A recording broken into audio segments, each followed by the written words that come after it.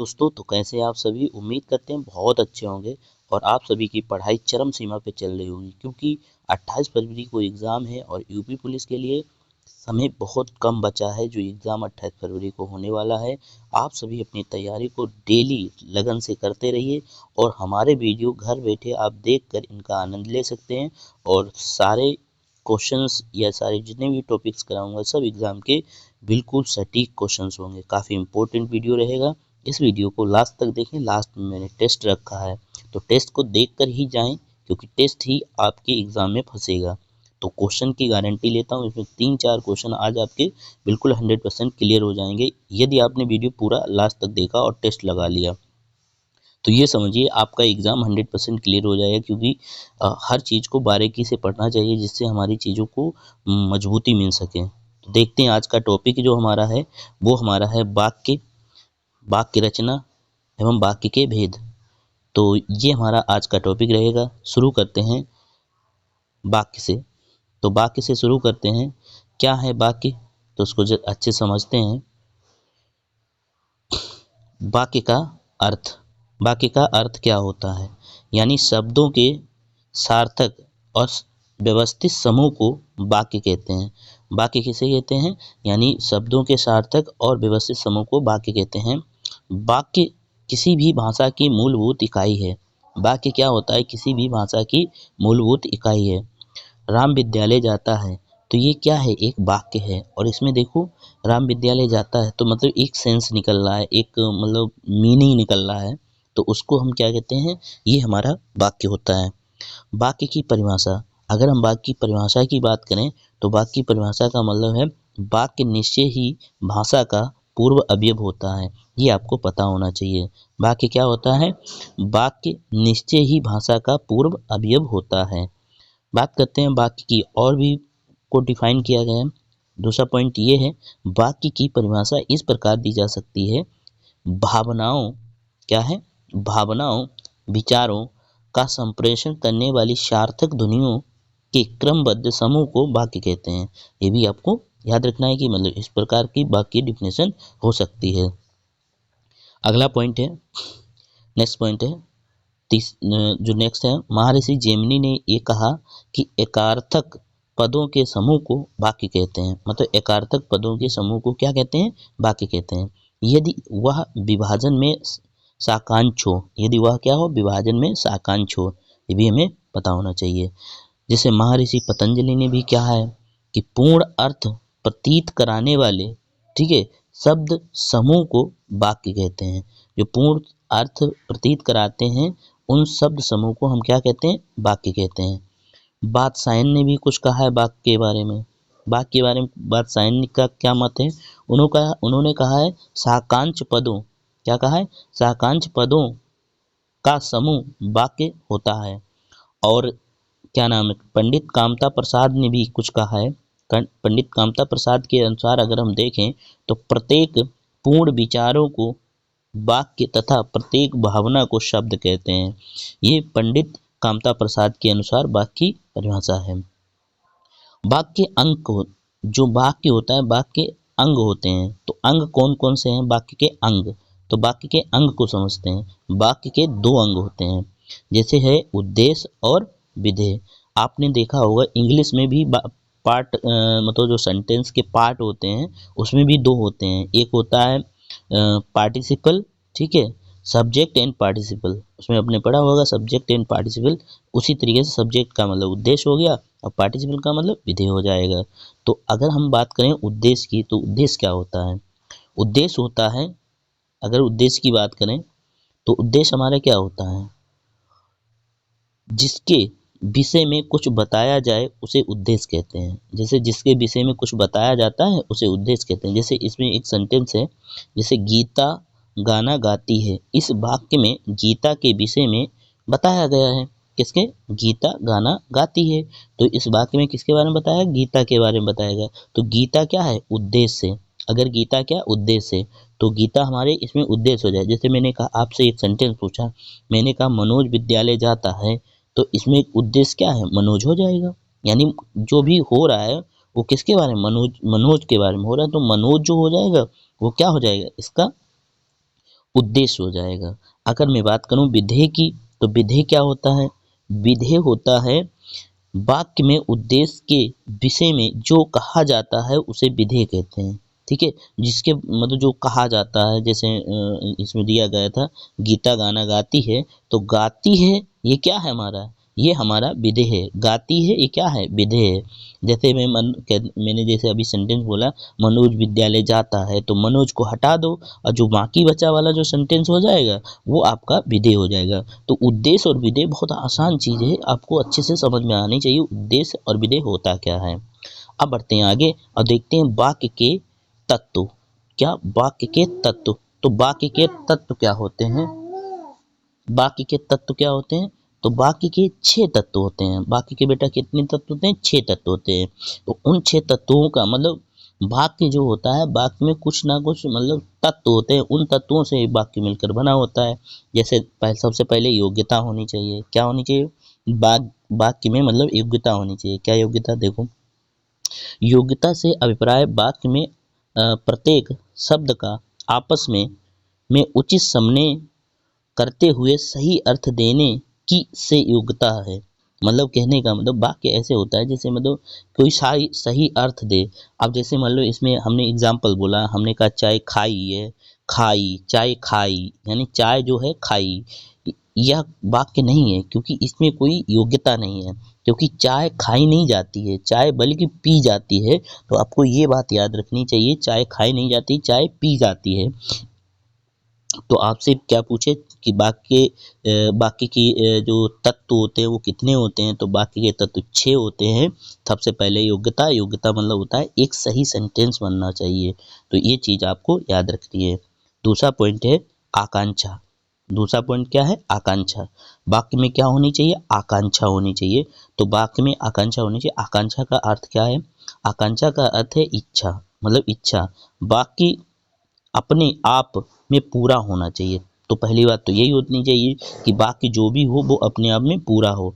इसमें किसी शब्द की कमी नहीं होनी चाहिए, किसी भी शब्द की कमी नहीं होनी चाहिए जिसके कारण अर्थ में अधूरापन लगे, मतलब कोई कमी ना हो, मतलब वाक्य में अधूरापन ना लगे। जैसे कहा जाए गेंद खेल रहे हैं। अब देखो यहाँ लिखा है गेंद खेल रहे हैं, तो इस वाक्य में पाठक अथवा श्रोता को ये जानने की जिज्ञासा होती है कि जो आकांक्षा होती है, जिज्ञासा मतलब आकांक्षा होती है कि मतलब ये गेंद खेल रहा है तो कौन खेल रहा है, यानी सेंटेंस क्या है? अधूरा है। जैसे मैंने कहा रोटी खाई जा रही है, अब रोटी खाई जा रही है तो कौन किसके द्वारा खाई जा रही है? तो मतलब एक सेंटेंस होना चाहिए जिससे हमें मीनिंग पते, हमारी आकांक्षा होती है उस व्यक्ति को जानने के लिए जिसके बारे में ये बोला जाता है कि ये क्या कर रहा है। ठीक है, तो समझ में आया? तो दूसरा पॉइंट क्या होता है? आकांक्षा होती है। ये चीज आपको याद रखनी है।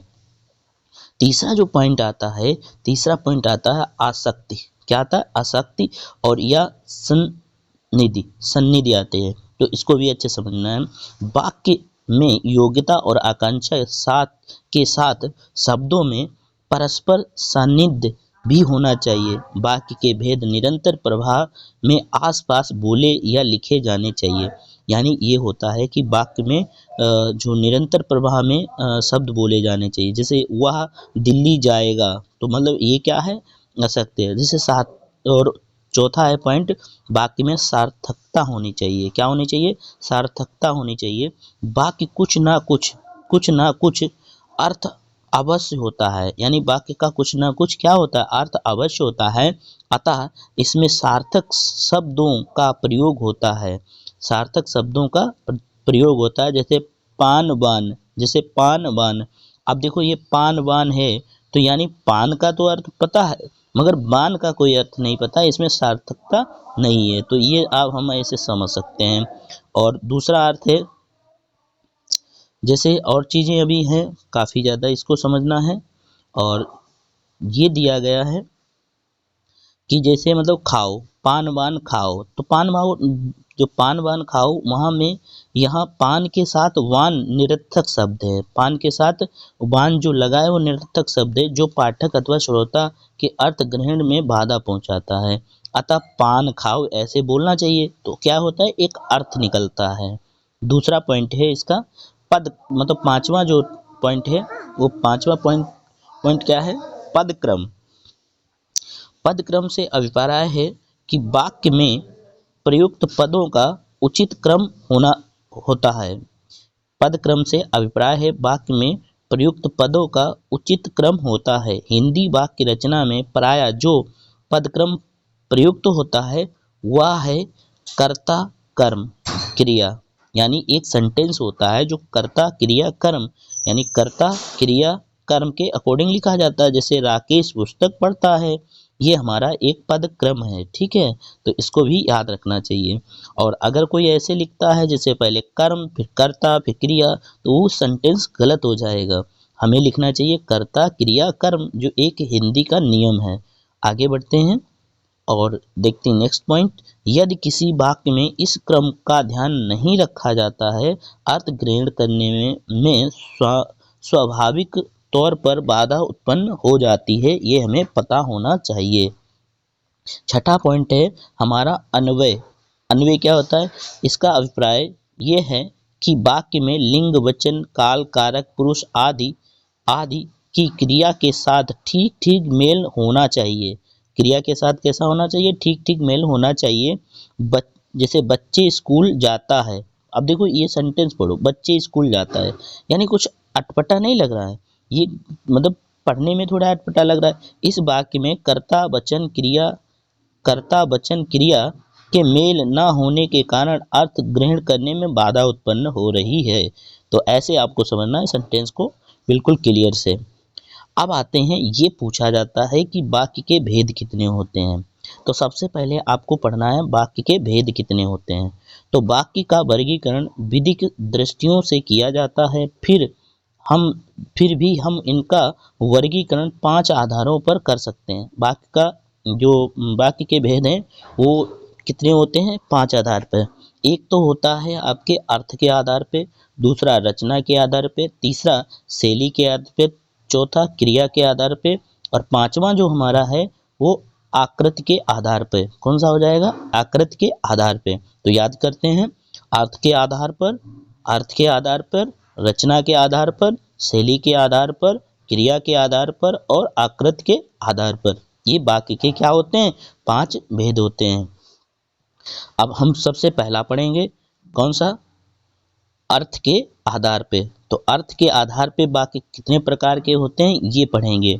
तो वाक्य हमेशा उद्देश्य होता है, मतलब वाक्य स्वदेश होता है। वाक्य क्या होता है? हमेशा स्वदेश होता है, जिसे हम अर्थ कहते हैं।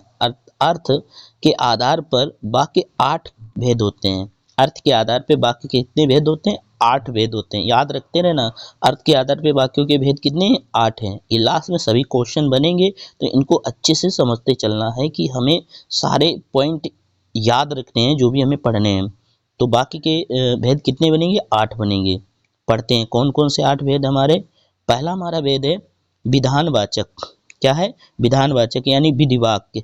जिस वाक्य में क्रिया करने या होने का बोध होता है उसे विधानवाचक शब्द कहते हैं। जिसे मतलब क्रिया के होने या करने का बोध होता है उसे हम विधानवाचक वाक्य कहते हैं। जैसे पॉइंट है हमारा पहला, नरेंद्र दामोदर दास मोदी भारत के प्रधानमंत्री हैं। दूसरा है राम अपने घर जाता है। तो ये कैसा है? ये विधानवाचक है यानी विधिवाचक है। एक मतलब ये संपूर्ण सेंटेंस बन रहा है। बढ़ते हैं आगे। फिर एक होता है निषेधवाचक। निषेधवाचक में नहीं लगा होता, बस इतना आप याद रखना। दूसरा सेंटेंस क्या है? निषेधवाचक वाक्य। जिस वाक्य में किसी बात के होने का निषेध हो, मतलब किसी वाक्य का होने का निषेध हो, तो उसे निषेधवाचक वाक्य कहते हैं। जैसे आपका लिखा पहला सेंटेंस है, मोहन घर नहीं आया। मोहन घर नहीं आया। फिर लिखा है, मैं आज दफ्तर नहीं जाऊंगा। मैं आज दफ्तर नहीं जाऊंगा। तो ये जो दोनों सेंटेंस हैं ये निषेधवाचक हैं, मतलब इसमें निगेटिव वर्ड यूज हुआ है, तो ये निषेधवाचक वाक्य हैं। तो पहला कौन सा हमने पढ़ा? हमने पढ़ा विधिवाचक, फिर हमने पढ़ा निषेधवाचक। अगला हमारा है तीसरा, जो हमारा है कौन सा? प्रश्नवाचक।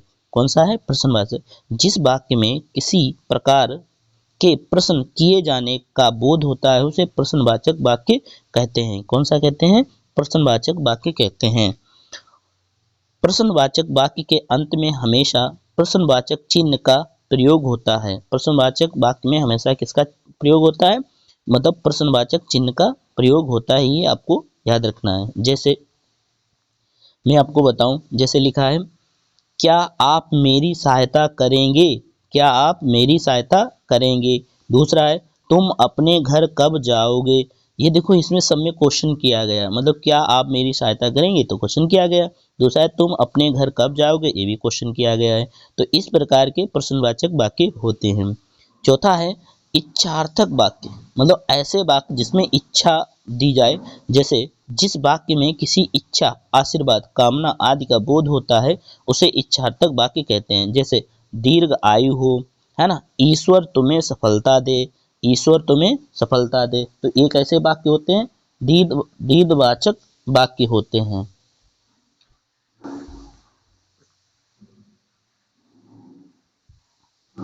आगे देखते हैं, आगे हमारा है अगला पॉइंट संदेह, संदेह या संभावनार्थक वाक्य। पांचवा जो है जिस वाक्य में किसी बात या कार्य के पूर्ण होने की संभावना व्यक्त की गई हो उसे संभावनार्थक वाक्य कहते हैं। जैसे शायद आज वर्षा हो, है ना, जैसे लिखा शायद आज पिताजी घर आए, तो इसमें देखो एक पॉसिबिलिटी है, संभावना है, तो ऐसे समार्थक वाक्य होते हैं। ये 5 पे काउंट करना है हमें। अगला है छठा अज्ञार्थक वाक्य। कौन से हैं, अज्ञार्थक वाक्य। अगला है अज्ञार्थक वाक्य, जिस वाक्य में किसी व्यक्ति को कोई कार्य करने की आज्ञा दी जाए उसे अज्ञार्थक वाक्य कहते हैं। मतलब तुम वहां जाओ, है ना, कमांड दी जा रही कि तुम वहां जाओ। अगला है सातवां, सातवां है शर्त सूचक वाक्य यानी संज्ञार्थक वाक्य। जिन वाक्यों में क्रिया का होना दूसरी क्रिया पर निर्भर होता है उसे संकेतवाचक वाक्य कहते हैं। क्या कहते हैं, संकेतवाचक वाक्य कहते हैं। जैसे लिखा है इसमें संकेतवाचक वाक्य में समझिएगा, यदि परिश्रम करोगे तो सफलता मिलेगी, या यदि परिश्रम करोगे या सफल होगे, यदि तुम जाओगे तो मैं जाऊंगा, ऐसा सेंटेंस है। तो ये जो है शर्त सूचक वाक्य होता है, इसको आप याद रखना है। तो आठवां कौन सा है, विस्मादि बोधक। कौन सा है आठवां, आठवां है विस्मादि बोधक, यानी जिस वाक्य में घृणा, शोक, दुख, सुख, क्रोध या विस्मय विस्मय का भाव हो उसे विस्मादबोधक वाक्य कहते हैं। जैसे सेंटेंस है आहा कितना सुंदर मौसम है। दूसरा है हाय में गरीब मारा गया। तो मतलब ये जो सेंटेंस हैं ये सभी क्या हैं, विस्मादि बोधक वाक्य हैं। तो इनको आपको अच्छे से समझना है। बढ़ते हैं आगे, देखते हैं रचना के आधार पे। अगला सेंटेंस क्या है, रचना के आधार पे। अब रचना के आधार पे सबसे ज़्यादा यहीं से पूछा जाता है क्वेश्चन। क्या पूछा जाता है, रचना के आधार पे वाक्य के भेद पूछा जाता है। सबसे पहला पढ़ते हैं, रचना के या व्याकरणिक गठन के आधार पर वाक्य के 3 भेद होते हैं। कितने वाक्य के भेद होते हैं, 3 भेद होते हैं। एक तो होता है साधारण या सरल वाक्य। पहला पॉइंट क्या है, साधारण या सरल वाक्य। दूसरा है संयुक्त वाक्य। तीसरा है जटिल या मिश्र वाक्य। ये वाक्य बहुत पूछे जाते हैं एग्जाम में, इसको अच्छे से आपको पढ़ना है। अगर वीडियो पसंद आ रहा है ना, दोस्तों को शेयर कर दें और खुद लाइक कर दें। देखते हैं आगे अगला पॉइंट। अगला पॉइंट है नेक्स्ट, साधारण या सरल वाक्य। जिस वाक्य में एक उद्देश्य और विधेय होता है अथवा उसमें एक कर्ता एक क्रिया होती है उसे हम सरल वाक्य कहते हैं। जैसे राम पढ़ता है, सरल वाक्य है। तुम कहाँ रहते हो, सरल वाक्य है। ठीक है, तो ये क्या है, सभी सरल वाक्य हैं। बढ़ते हैं आगे, देखते हैं अगला सेंटेंस। देखते हैं दिया गया नेक्स्ट है संयुक्त वाक्य। जिन वाक्यों में 2 या 2 से अधिक सरल वाक्य परस्पर जुड़े होते हैं, दोनों ही प्रधान वाक्य होते हैं, उसे संयुक्त वाक्य कहते हैं। जैसे लिखा है राम आया और मोहन गया। और खासकर इनमें योजक चिन्ह जो होता है वो छिपा रहता है।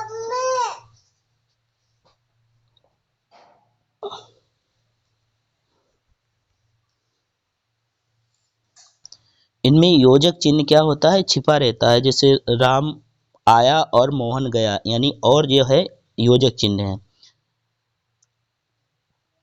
संयुक्त वाक्य को 4 उपभागों में भी विभक्त किया गया है। संयुक्त वाक्यों को 4 उपभागों में विभक्त किया गया है। जैसे पहला है संयोजक संयुक्त वाक्य, फिर है विभाजक संयुक्त वाक्य, दूसरा है विकल्प सूचक संयुक्त वाक्य, तीसरा है परिमाण बोधक संयुक्त वाक्य। तो ये 4 आपको याद रखना। पहले फिर से याद करिए, संयोजक संयुक्त वाक्य, विभाजक संयुक्त वाक्य, विकल्प सूचक संयुक्त वाक्य और परिमाण बोधक संयुक्त वाक्य। बढ़ते हैं आगे, देखते हैं नेक्स्ट थर्ड हमारा है जटिल या मिश्र वाक्य। कौन सा है? जटिल या मिश्र वाक्य। जिस वाक्य में एक प्रधान उपवाक्य हो और शेष उपवाक्य उस पर आश्रित हो उसे जटिल या मिश्र वाक्य कहते हैं। उसे क्या कहते हैं? जटिल या मिश्र वाक्य कहते हैं।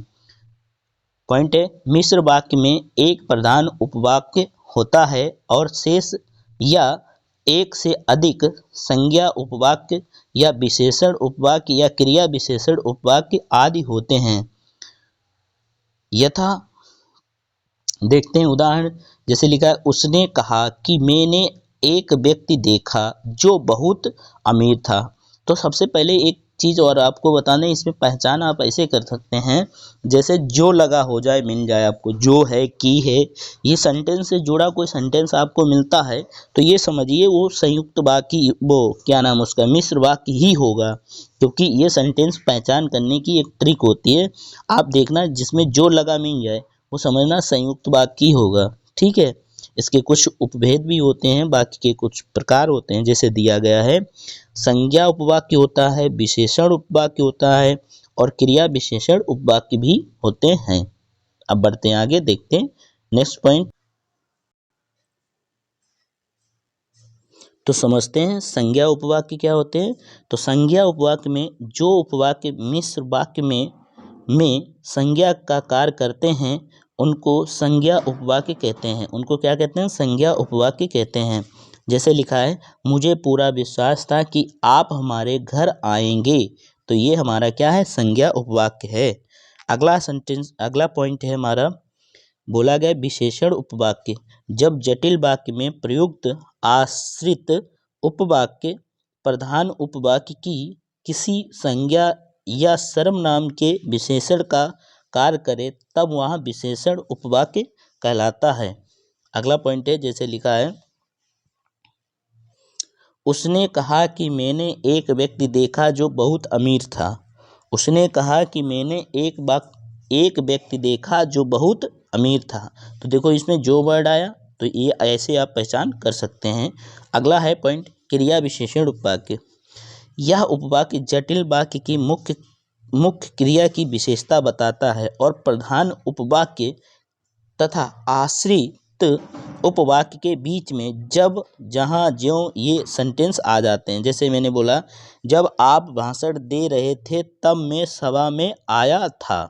तो ये क्या हो गया हमारा, पूरा हमने पढ़ लिया। अगला है हमारा शैली के आधार पर। क्या है? शैली के आधार पर वाक्यों के भेद हैं, कि मतलब वाक्य कितने प्रकार के होते हैं। तो शैली के आधार पर भी वाक्य के 3 प्रकार होते हैं। पहला है शिथिल वाक्य, फिर है समीकृत वाक्य, फिर है आवर्तक वाक्य। तो देखते हैं कौन कौन से हैं। पहले शिथिल वाक्य को समझते हैं। शिथिल वाक्य, जिस वाक्य में कर्ता अलंकारों का प्रयोग ना करके सीधे साधे ढंग से बात कहता है उसे शिथिल वाक्य कहते हैं। जैसे राम अयोध्या के राजा दशरथ के पुत्र थे। तो ये कैसा वाक्य? शिथिल वाक्य है। उनको 14 वर्षों का वनवास मिला, वे अपनी पत्नी सीता लक्ष्मण के साथ वन चले गए। तो ये जो पूरा सेंटेंस है इसमें शिथिल वाक्य का प्रयोग हो रहा है। क्या था? राम अयोध्या के राजा दशरथ के पुत्र थे और उनको 14 वर्षों का वनवास मिला और वे अपनी पत्नी सीता और लक्ष्मण के साथ वन चले गए। अगला है समीकृत वाक्य। कौन सा है पॉइंट? समीकृत वाक्य। देखते हैं तीसरा सेकंड वाला, समीकृत वाक्य। जिन वाक्यों में वक्ता साम्यमूलक अथवा वैषम्यमूलक संगत के आधार पर अपने भावों को प्रकट करता है उन वाक्यों को समीकृत वाक्य कहते हैं। जैसे जो सेवा करता है वह मेवा पाता है। ये कैसा वाक्य है? समीकृत वाक्य है। जो सेवा करता है वह मेवा पाता है। तो ये कैसा वाक्य है? ये समीकृत वाक्य है। पढ़ते हैं, देखें आवर्तक वाक्य। तो आवर्तक वाक्य क्या है? देखो आवर्तक वाक्य थर्ड वाला, जब वक्ता वाक्य के पदों द्वारा पहले तो श्रोता या पाठक के मन में जिज्ञासा उत्पन्न करता है और बाद में ऐसे पदों का प्रयोग करता है जिससे श्रोता की सारी जिज्ञासा दूर हो जाती है, इस प्रकार के वाक्य को आवर्तक वाक्य कहते हैं। जैसे दिया गया है, यदि हम अपना जीवन सफल करना चाहते हैं, यदि हम जीवन में आगे बढ़ना चाहते हैं, यदि हम देश और समाज को आगे ले जाना चाहते हैं, यदि हम अंतर्राष्ट्रीय स्तर पर अपनी पहचान बनाना चाहते हैं, तो हमें परिश्रम करना चाहिए। ये जो है वाक्य को आवर्तक वाक्य है। अब बढ़ते हैं क्रिया के आधार पर। चौथा हमारा है कौन सा? क्रिया के आधार पर। क्रिया के आधार पर वाक्य के दो भेद होते हैं। क्रिया के आधार पर वाक्य के कितने भेद होते हैं? दो। एक होता है क्रिया युक्त वाक्य और दूसरा होता है क्रिया मुक्त वाक्य। दो होते हैं, एक क्रिया युक्त वाक्य, एक दूसरा होता है क्रिया मुक्त वाक्य। तो पहले पढ़ते हैं क्रिया युक्त वाक्य। जिन वाक्यों में क्रिया का प्रयोग होता है वे क्रिया युक्त वाक्य कहलाते हैं। जैसे मैं स्कूल जाऊंगा, तो इसमें देखो मूल क्रिया का यूज हुआ है, ठीक है, मैं स्कूल जाऊंगा। क्रिया युक्त वाक्य तीन उपभेद भी होते हैं। जैसे होता है कर्तव्यवाच्य, कर्मवाच्य और भाववाच्य। कितने वाक्य होते हैं? कर्मवाच्य, कर्तव्यवाच्य और भाववाच्य। देखते हैं कर्तव्यवाच्य। तो कैसा है कर्तव्यवाच्य? पहला, कर्तव्यवाच्य क्रिया के जिस रूप से वाक्य के उद्देश्य का बोध हो उसे कर्तव्य कहते हैं, जिसमें कर्ता प्रधान होता है तथा क्रिया के लिंग, वचन और पुरुष कर्ता के अनुरूप होते हैं। जैसे राम ने रावण को मारा, एक कर्तव्य वाच्य है, इसे आपको समझना है। बढ़ते हैं आगे, देखते हैं दूसरा पॉइंट। दूसरा है कर्मवाच्य।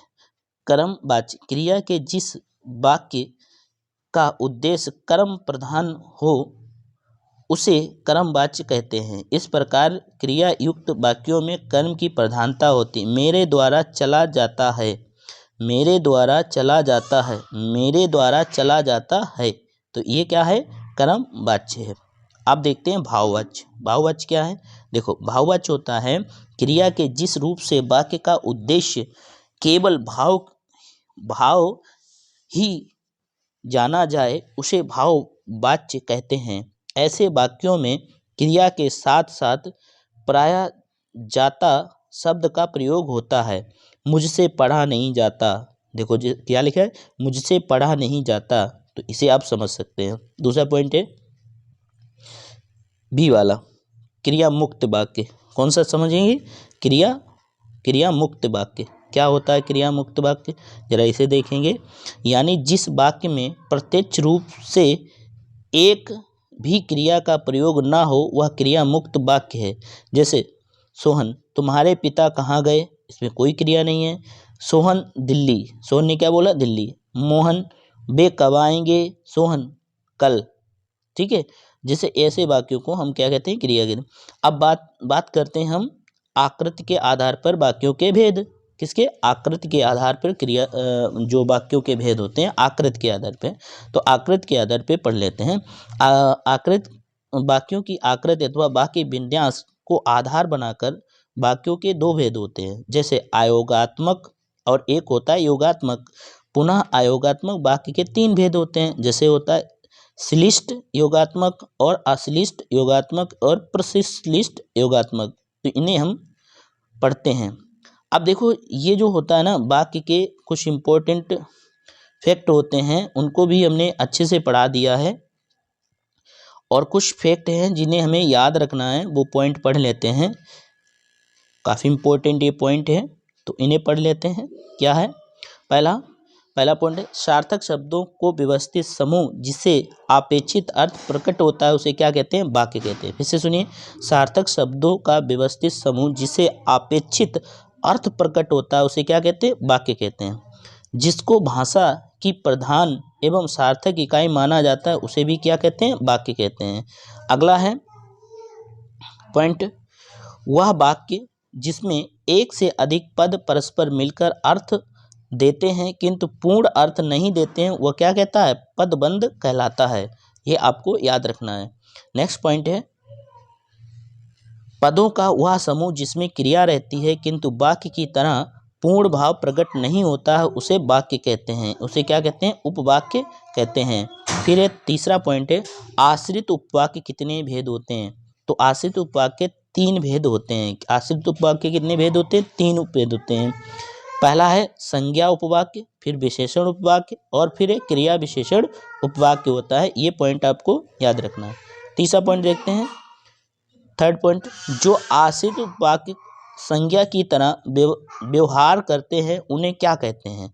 उन्हें कहते हैं संज्ञा उपवाक्य कहते हैं। अगला है, जो आश्रित उपवाक्य विशेषण की तरह व्यवहार करते हैं उन्हें क्या कहते हैं? विशेषण उपवाक्य कहते हैं। आगे है, विशेषण उपवाक्य का आरंभ किससे होता है? तो विशेषण उपवाक्य के आरंभ जो होता है, जो जैसे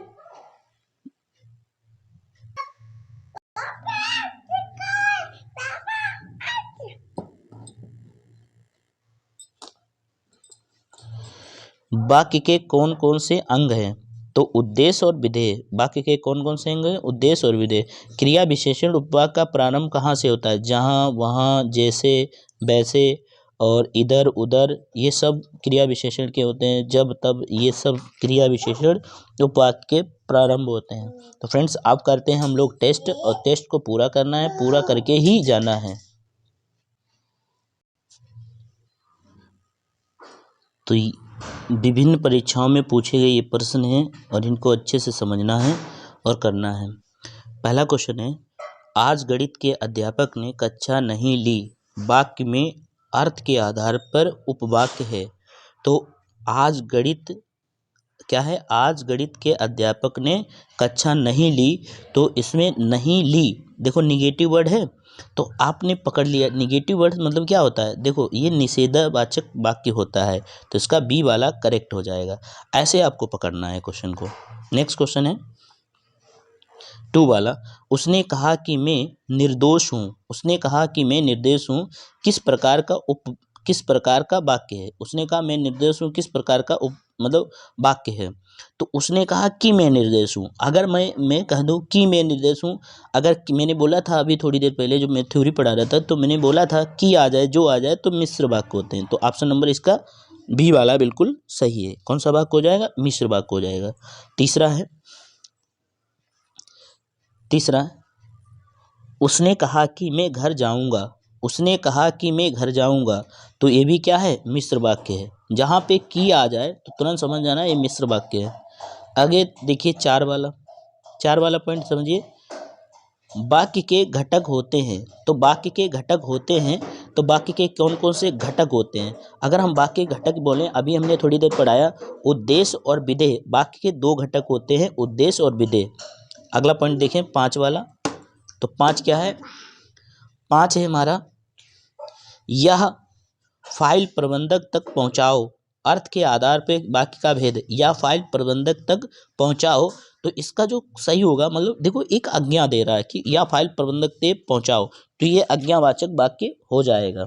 अगला है दूसरा, 6ठा क्वेश्चन है, निम्न वाक्यों में से संयुक्त वाक्य कौन सा है? जैसे संयुक्त वाक्य पहचानना है। क्या लिखा? वह खाना खाकर सो गया। एक तो ये दिया गया, वह खाना खाकर सो गया। अगला देखते हैं कौन सा है, तो खाना खा के सो गया। दूसरा है, दूसरा वाक्य हमारा विकल्प है, उसने खाना खाया और सो गया। तीसरा है, गीता जिस घर में रहती है वह गंदा है।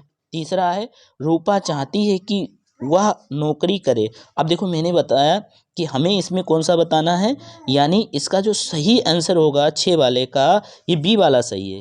क्या? संयुक्त वाक्य बताना था, तो संयुक्त में और वर्ड लगा होता है। क्या लगा होता है? और वर्ड, और से सेंटेंस जुड़ा होता है। बढ़ते आगे, क्वेश्चन नंबर 7 देखते हैं। क्वेश्चन नंबर 7 है, निम्नलिखित में से कौन सा मिश्र वाक्य है? निम्नलिखित में से कौन सा मिश्र वाक्य है? तो क्वेश्चन नंबर 7 जो है, इसमें मिश्र वाक्य बताना है। तो इसका जैसे पहला ऑप्शन है, चोर को देखकर सिपाही पकड़ने दौड़ा। दूसरा है नेताजी भाषण देकर चले गए, और तीसरा है सेठ जानता है कि नौकर ईमानदार है। सेठ जानता है कि नौकर ईमानदार है। अब देखो यहीं से पकड़ में आ गया सी वाला, क्यों? क्योंकि मैंने आपको बोला था जो कीवर्ड आता है ये जो शो करता है मतलब संयुक्त वाक्य को शो करता है। आप ऐसे समझ सकते हैं, ये आप एक तरीके से ट्रिक समझ सकते हैं, तो आप क्वेश्चन ऐसे सही कर ले जाएंगे। अगला क्वेश्चन है, निम्न वाक्य में रेखांकित उपवाक्य है, उस चित्र को उठाओ जो हुसैन का बनाया हुआ है। मतलब एक वाक्य, उस चित्र को उठाओ जो हुसैन का बनाया हुआ है। तो इसमें जो क्वेश्चन नंबर हमारा 8 है, तो इसका करेक्ट जो आंसर है वो विशेषण उपवाक्य है। कौन सा है? विशेषण उपवाक्य। ऑप्शन नंबर बी सही है। अगला बताइए कौन सा क्वेश्चन ऑप्शन सही होगा। दूसरा है, आपने बुलाया होता तो हम अवश्य आते, अर्थ के आधार पर वाक्य का भेद बताना है। तो अर्थ के आधार पे वाक्य का भेद, ये जो नो वाला है, तो नो का हमारा बी वाला है संकेत वाचक, यानी वो संकेत दे रहा है कि यदि आपने बताया होता तो हम अवश्य आते। अगला देखिए 11 नंबर वाला, 11 नंबर का दिया है, राम ने घर जाकर माँ को देखा। दूसरा है, राम घर गया और उसने माँ को देखा। तीसरा है, राम घर गया अतः उसने माँ को देखा। चौथा है, इनमें से कोई नहीं। तो ये जो 10 नंबर वाला है इसका बी वाला करेक्ट है, क्योंकि हमको कौन सा बताना है? संयुक्त वाक्य बताना है। तो संयुक्त वाक्य हमेशा और से जुड़ा होता है, ये आपको याद रखना है। बढ़ते हैं आगे, देखते हैं नेक्स्ट क्वेश्चन। नेक्स्ट क्वेश्चन 11 वाला देखो, 11 क्या है? 11 नंबर, राम की गाय दूध देती है। तो ये लिखा है सरल वाक्य है, संयुक्त वाक्य है या मिश्र वाक्य है? तो राम की गाय दूध देती है, तो सिंपल सी बात है, सरल वाक्य है। ना तो इसमें की का यूज हुआ है और ना तो और का यूज हुआ है। तो इसका सही जो आंसर होगा वो कौन सा है? ए वाला बिल्कुल सही है। अगला क्वेश्चन देखते हैं। नेक्स्ट क्वेश्चन हमारा अगला है, वह कौन सा व्यक्ति है जिसने जवाहरलाल नेहरू का नाम सुना हो?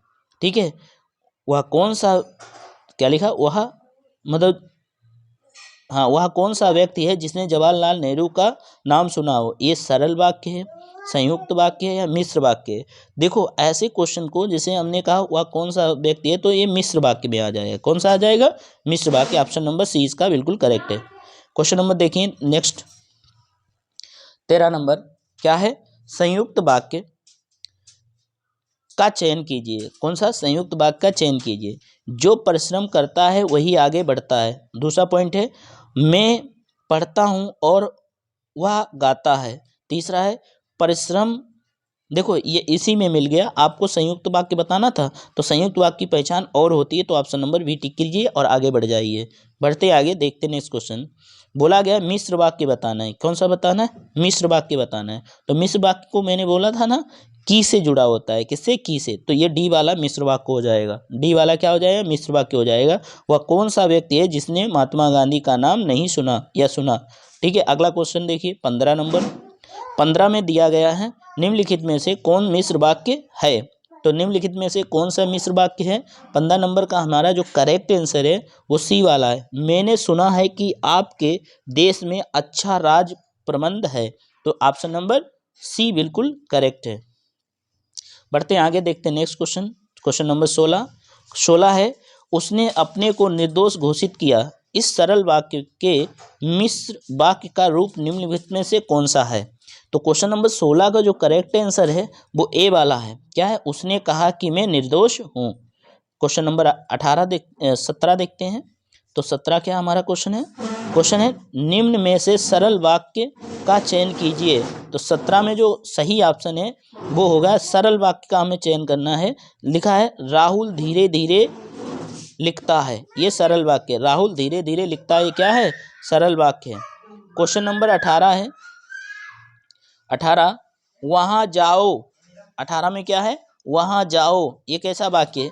तो ये वाक्य आज्ञावाचक वाक्य है। कैसा वाक्य है? आज्ञावाचक वाक्य है। अगले क्वेश्चन को देखते हैं। Question 19 number. क्वेश्चन नंबर अगला है, मोहन नहीं आने वाला। तो ये कैसा है? आपने देखा होगा नकारात्मक वाक्य है। ठीक है, निगेटिव लगा है ना, तो नहीं, नकारात्मक है। अगला है क्वेश्चन नंबर 20। क्वेश्चन नंबर 20 है, किस वाक्य में क्रिया का भाववाच्य प्रयोग हुआ है? लड़कियों ने माँ को देखा, उसने फल नहीं खाया, घोड़ा हिनहिनाता है। तो जो 20 का जो करेक्ट आंसर है वो उसका बी वाला है। ठीक है, उसने फल नहीं खाया, खाए या खाए गए, उससे फल नहीं खाए गए, यानी सेंटेंस क्या है? उससे फल नहीं खाए गए। ऑप्शन नंबर बी बिल्कुल करेक्ट है। बढ़ते आगे, देखते नेक्स्ट क्वेश्चन। क्वेश्चन नंबर 21 देखिएगा। तो क्वेश्चन नंबर 21 है, 21 नंबर क्या है? पानी ना बरसता तो धान सूख जाता, इस प्रकार का वाक्य क्या है? पानी ना बरसता तो धान जो है सूख जाता। तो ये जो है तो धान सूख जाता, तो इसमें जो 21 वाले में जो मेरा करेक्ट आंसर है वो संकेतवाचक है ना? तो लगा है ना, तो संकेतवाचक होता है। बोला गया आश्रित, अगला क्वेश्चन है, आश्रित उपवाक्य के कितने भेद होते हैं? तो आश्रित उपवाक्य कितने भेद होते हैं? ऑप्शन इसका डी सही होगा, 3 होते हैं। क्वेश्चन नंबर 23 नंबर देखते हैं। 23 नंबर है, निम्नलिखित में से क्या है? 23 में निम्नलिखित वाक्यों में से सरल वाक्य का चयन कीजिए। यहाँ एक प्रबंध अति त्रुटिपूर्ण है। दूसरा है, आशा है कि मुझे पुरस्कार मिलेगा। तीसरा है, हम ना घर के रहे ना घाट के। चौथा है, वह जो लड़का है वह छोटा है। तो इसमें जो सही होगा 23 वाले का, वो ए वाला बिल्कुल सही है। कौन सा? ए वाला बिल्कुल सही है। क्वेश्चन नंबर अगला देखते हैं। क्वेश्चन नंबर अगला है 24 नंबर, बीता हुआ क्षण सदा के लिए गया, बाकी में है बीता हुआ क्षण सदा के लिए गया। तो 24 का जो करेक्ट आंसर है सरल वाक्य। कौन सा है? सरल वाक्य। अगला क्वेश्चन है 25 वाला, पिता ने समझाया कि सदा सत्य बोलना चाहिए, ये वाक्य कहलाता है। पिता ने बोला कि सदा सत्य बोलना चाहिए। देखो ये वाक्य जो है यहाँ की आ गया, तो ये मिश्र वाक्य है। कौन सा है? मिश्रित वाक्य है। 25 का सी, यानी मिश्र वाक्य कहलाएगा। ऑप्शन नंबर अगला है क्वेश्चन नंबर 26 में देखिए, निम्नलिखित मिश्र वाक्य हैं। मेरे आते ही वर्षा होने लगी। दूसरा है, उसके जाने के बाद वर्षा होने लगी। तीसरा है, वह घर से निकला और वर्षा होने लगी। चौथा है, जब ही घर से निकला वर्षा होने लगी। तो इसका जो करेक्ट आंसर है 26 का, वो ए वाला बिल्कुल करेक्ट है। कौन सा? ए वाला। बढ़ते हैं आगे, देखते हैं 27 नंबर का। क्वेश्चन नंबर 27 है, राम ने कहा कि मैं घर जाऊंगा। मैं कौन सा वाक्य है? तो मैं घर जाऊंगा में कौन सा वाक्य है? ये संज्ञा उपवाक्य है। कौन सा है? संज्ञा उपवाक्य। क्वेश्चन नंबर 28 देखिए, 28 में दिया गया है, निम्नलिखित में संयुक्त वाक्य का चयन कीजिए। निम्नलिखित में संयुक्त वाक्य का चयन कीजिए। तो इसमें देखना है कि संयुक्त वाक्य कौन सा है। देखो इसमें संयुक्त वाक्य ए वाला है, क्योंकि इसमें और से सेंटेंस जुड़ा हुआ है, तो ए वाला बिल्कुल करेक्ट है। बढ़ते हैं आगे, देखते हैं नेक्स्ट क्वेश्चन। नेक्स्ट क्वेश्चन है 29 नंबर। क्या दिया गया 29 में? एक ही विधेय हो किसमें, मतलब जिसमें एक ही विधेय हो जिसमें, वो कैसा वाक्य होता है? तो 29 का जो बिल्कुल करेक्ट है वो सरल वाक्य होता है। एक ही विधेय हो जिसमें, सरल वाक्य कहलाता है। 30 नंबर देखिए, जिस वाक्य में साधारण और मिश्र वाक्य का मेल संयोजक अव्ययों द्वारा होता है उसे क्या कहते हैं? तो 30 का जो क्वेश्चन सही होगा वो बी वाला सही होगा, उसे संयुक्त वाक्य कहते हैं। बढ़ते हैं आगे, देखते हैं नेक्स्ट क्वेश्चन। तो नेक्स्ट क्वेश्चन हमारा है क्वेश्चन नंबर 31। क्या दिया गया है? वह दंड से बचना चाहता था इसलिए भाग गया, यह एक संयुक्त वाक्य है, इसका सरल रूप क्या होगा? वह दंड से बचना चाहता था इसलिए वह भाग गया, यह एक संयुक्त वाक्य है, इसका सरल वाक्य क्या होगा? तो इसका सरल वाक्य जो होगा वो बी वाला होगा। दंड से बचने के लिए वह भाग गया। किससे? दंड से बचने के लिए वह भाग गया। अगला क्वेश्चन देखते हैं, क्वेश्चन नंबर नेक्स्ट, मिश्र वाक्य है, इसमें हमें पहचानना है मिश्र वाक्य है। देखो इसमें मिश्र वाक्य है, देखो आपको ऐसे ही मैं बताता हूँ, इसमें क्या है, जो कुछ या की लग जाए, जो लग जाए, मैंने आपको बोला है ना, वो सारे मिश्र वाक्य होते हैं। ऑप्शन नंबर सी बिल्कुल करेक्ट है। क्वेश्चन नंबर 33 देखते हैं। 33 में दिया गया, तुम कहाँ जा रहे हो? वाक्य का प्रकट स्पष्ट कीजिए। मतलब जो वाक्य है, वाक्य का प्रकार हमको स्पष्ट करना है। 33 नंबर का जो आंसर सही होगा वो होगा प्रश्नवाचक। तुम कहाँ जा रहे हो, तो इसमें प्रश्न किया गया तो ये प्रश्नवाचक वाक्य है। क्वेश्चन नंबर अगला देखते हैं। क्वेश्चन अगला है, मुझे बताओ कि तुम्हारा जन्म कब और कहाँ हुआ था, वाक्य का भेद बताइए। तो वाक्य भेद है, मतलब पूछा गया तुम्हारा जन्म और कहाँ और कब हुआ था, 34 नंबर का। तो 34 का डी वाला सही है। कौन सा होगा, मिश्र वाक्य हो जाएगा। क्वेश्चन नंबर अगला देखते हैं 35 नंबर का। निम्नलिखित में से मिश्र वाक्य कौन सा है। रण में सेनापति की वीरता दिखाने के कारण राष्ट्रपति ने उसे वीर चक्र प्रदान किया। फिर अगला है, उसे लूटने के अतिरिक्त पीटा भी गया, मतलब लूटने के अतिरिक्त पीटा भी गया। उसने मान लिया कि दोष उसका है। तो इसमें जो हमें ऑप्शन सही करना है 35 का जो हमारा है वो सी वाला है। कौन सा है, सी वाला बिल्कुल करेक्ट है। बढ़ते आगे देखते हैं नेक्स्ट क्वेश्चन। तो क्वेश्चन नंबर 36 है, इसमें 3 छिपा हुआ है। निम्न वाक्य का मिश्र वाक्य है। कौन सा हमें बताना है, मिश्र वाक्य बताना है। तो 36 में जो मिश्र वाक्य है वो है की लगा, जैसे मतलब इसमें हमारा जो ऑप्शन हो जाएगा, जैसे लिखा है 36 का ये सी वाला है। वह एक मतलब वह पुस्तक राम की थी। वह पुस्तक किसकी थी, राम की थी। बढ़ते हैं आगे देखते हैं नेक्स्ट क्वेश्चन। नेक्स्ट क्वेश्चन है क्वेश्चन नंबर 37। दिया गया है, जिस वाक्य में इसलिए, और, क्योंकि, लेकिन, परंतु आदि समुच्चय बोधक शब्द जुड़ते हैं उसे क्या कहते हैं, वो कौन सा वाक्य होता है। तो 37 का जो हमारा करेक्ट है उसे हम कहते हैं संयुक्त वाक्य कहते हैं। क्या कहते हैं, संयुक्त वाक्य कहते हैं। बच्चे खेल रहे हैं, अर्थ के आधार पर वाक्य का भेद बताना है हमें। तो बच्चे खेल रहे हैं, तो 38 का जो करेक्ट आंसर है वो बी वाला है, यानी क्या हो जाएगा, सॉरी, ये हमारा जो हो जाएगा बी वाला हो जाएगा, विधान वाक्य हो जाएगा। क्वेश्चन नंबर 39 देखते हैं। लिखा है, निम्नलिखित में से कौन सा वाक्य संयुक्त वाक्य नहीं है। तो 39 में जो है संयुक्त वाक्य देखा गया है तो बी वाला नहीं है। कौन सा है, सौरभ मोहन को मूर्ख बना रहा है। सौरभ सोहन को मूर्ख बना रहा है, तो ऑप्शन नंबर बी करेक्ट है। बढ़ते हैं आगे देखते हैं नेक्स्ट क्वेश्चन। नेक्स्ट क्वेश्चन है 40 नंबर का। क्या है, दिए गए विकल्पों में से प्रश्नवाचक वाक्य बताइए। यानी प्रश्नवाचक, देखो यहाँ प्रश्नवाचक लगा, यही वाला हो जाएगा प्रश्नवाचक वाक्य। बढ़ते हैं आगे क्वेश्चन नंबर अगला।